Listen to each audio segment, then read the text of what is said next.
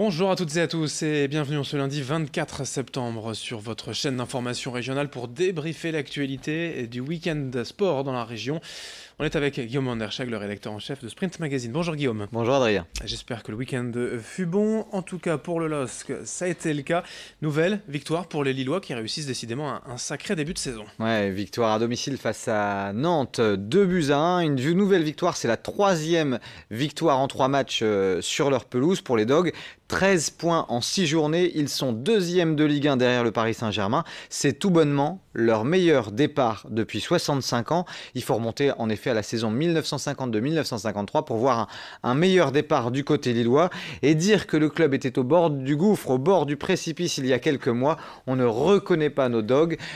C'est un signe qu'il fallait faire confiance à Christophe Galtier, qu'il fallait croire en l'avenir. En tous les cas, ils ont bien fait de se maintenir parce que cette saison, ils font vraiment des étincelles. Que peut-on dire en tout cas de ce match face à Nantes samedi? D'abord, c'est un match qui a été pris par le bon bout, par les Lillois, avec une domination dès les premières minutes. Les Lillois qui s'étaient engagés, qui remportaient pas mal de duels.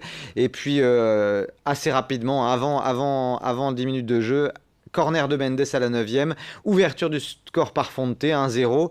Le LOSC a continué sa marche en avant. Et puis en fin de première période, Nicolas Pepe, qui a d'ailleurs été confirmé, on sait qu'il sera intransférable cette saison, ça a été annoncé vendredi dernier par le président Lopez. Eh bien, Nicolas Pepe a bien failli doubler la mise, mais il a fallu un magnifique arrêt de la part du gardien nantais. Le doublage de la mise, j'ai envie de dire, va venir un peu plus tard par Ikoné, 2-0 à la 68e d'une magnifique frappe. Malgré tout, la formation nantaise ne manque pas d'arguments, elle l'a prouvé, et du coup, il y a le LOSC qui s'est fait plusieurs frayeurs jusqu'à la réduction du score signé Koulibaly à la 82e, 2-1. Les supporters ont commencé à trembler. Il a même fallu une magnifique parade de Maignan dans les arrêts de jeu pour assurer aux Lillois de prendre les 3 points. Alors certes, c'est un bon début de saison pour Lille, va maintenant falloir confirmer car c'est une grosse semaine qui s'annonce quand même. Ouais, une semaine importante. Il y a 6 points à prendre encore. D'abord un déplacement à Bordeaux à l'occasion de la 7e journée. C'est ce mercredi match à 19h. Et puis il y aura la réception le week-end prochain, dimanche à 21h.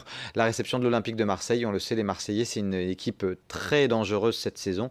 Donc ce sera 2 gros tests, Bordeaux puis Marseille, en l'espace de quelques jours. Et puis l'OM, c'est toujours l'occasion de remplir le stade Pierre-Mauroy. Ce sera donc Lille-Marseille dimanche à 21h. Un mot de la Ligue 2 également? Ouais, on était inquiets ces dernières semaines pour le club de Valenciennes. Eh bien, les Valenciennois se sont rassurés. Une grosse victoire, 4-1 face au Red Star à domicile. Plus de 11 000 spectateurs qui étaient ravis de voir que les joueurs de VA menaient déjà 3-0 après un quart d'heure de jeu. Ensuite, le Red Star a réduit la marque et puis ils ont enfoncé le clou. Finalement, une victoire 4-1. Valenciennes est 10e au classement à 5 points du podium. Donc, rien n'est fait dans un sens, rien n'est fait dans l'autre. Mais en tout cas, les Valenciennois se sont rassurés. Et Lens, rapidement, c'est ce soir? Oui, le Racing Club de Lens qui joue en déplacement ce soir à Niort, 20h45. On le rappelle, le RC Lens est sur le podium de Ligue 2. Une victoire à l'extérieur pourrait confirmer leur bonne disposition. Les résultats également des clubs du littoral en national. Ouais, et là, pour le coup, on commence un petit peu à s'inquiéter pour le club de Dunkerque, l'USLD, qui a encaissé une nouvelle défaite à Quevilly-Rouen, 3-0. On a eu l'impression que les joueurs de l'USLD étaient sans solution. Pour l'instant, ils sont pas bien parce qu'ils sont 17e au classement, ils sont avant-derniers. À l'inverse, c'est vraiment le grand écart parce que Boulogne a battu Avranches 4-0 et l'USBCO est 2e du championnat national. Donc, ça sera intéressant de regarder le derby qui s'annonce bientôt entre Dunkerque et les Boulonnais. Voilà, c'est ce vendredi effectivement le derby. En tout cas pour l'instant le match est programmé ce vendredi soir. On surveillera ça. On ira cette semaine voir les deux clubs, la préparation du derby à suivre dans nos éditions. On enchaîne Guillaume avec un mot de cyclisme. C'était le Grand Prix d'Isberg. Ouais, j'ai envie de retourner 2 mois en arrière. On est sur le Tour de France dans la descente d'un col. Le Belge Philippe Gilbert chute très lourdement. Il se fracture la rotule. On pense qu'il va avoir de longs mois de convalescence et puis à force d'acharnement, il est remonté, il est revenu, il a annoncé son retour. C'était pour le Grand Prix d'Isberg et au Grand Prix d'Isberg, il a éclaboussé le public de tout son talent. Il s'est imposé devant Christophe Laporte de la Cofidis qui termine 2e et puis Florian Sénéchal 3e. Vraiment 2 mois après sa chute, c'est une belle performance, d'autant que les conditions à Isberg étaient dantesques, beaucoup de vent, beaucoup de pluie. C'était une édition qui a été chahutée par la météo, mais malgré tout, Philippe Gilbert a montré qu'il était toujours ce coureur aussi talentueux. Allez, c'est du basket, puisque c'était la reprise des championnats de France de Pro A et de Pro B. D'abord la Jeep Elite. Oui, d'abord, on a trouvé que dans la préparation de la saison, le BCM Gravelines Dunkerque était un petit peu en dents de scie. Eh bien, ils se sont quand même bien rassurés. Ils ont bien lancé leur saison en Pro A en s'imposant dans un match très difficile, âprement disputé face à Nanterre, 84-80 à domicile. C'est donc malgré tout une belle entame. Et puis, en revanche, difficile pour les joueurs du Portel. Alors, on le sait, ils sont souvent difficiles à prendre à domicile. Là, ils étaient en déplacement à Boulazac et les joueurs du Portel ont lourdement chuté. Défaite 82 à 57. Ah, c'est pas encore tout à fait la reprise en Pro B, c'était la Leaders Cup, n'est-ce pas? La Leaders Cup qui a donné l'occasion d'un derby entre Lille et Denain, et ce sont les Lillois qui se sont imposés 72-63 les Denaisiens, et c'est une équipe qui est encore à construire parce qu'ils ont quand même quelques trous d'air pendant le match.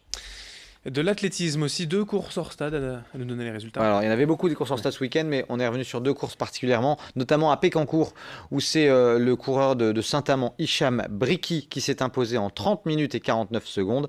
C'est décidément l'un des meilleurs de la région sur cette distance. Et puis, du côté de Lambersart, là aussi des conditions difficiles, du vent, de la pluie, mais ça n'a pas empêché Johan Pruvot, de Marc-en-Calaisis, de s'imposer en 31 minutes 37. Et puis on termine avec quelques infos en bref, d'abord du handball. Oui, avec toujours cet apprentissage difficile pour les joueuses de Saint-Amand qui découvrent l'élite et qui ont encore essuyé une défaite. Je crois que c'est la 7e en 7 matchs. Saint-Amand qui a perdu à Toulon 31-20. En National 1, Hasbrook, là c'est chez les messieurs, toujours du handball. Hasbrook s'est incliné à Amiens 31-26. Et puis un mot de rugby pour vous dire simplement que les filles du LMRCV in extremis sont allées gagner à Caen 8 points à 7. Merci Guillaume pour toutes ces infos. Belle semaine à vous. On se retrouve vendredi pour un nouveau Week-end Sport. Bonne semaine à tous. Merci de nous avoir suivis. Merci de votre fidélité. Dans un instant, l'information continue.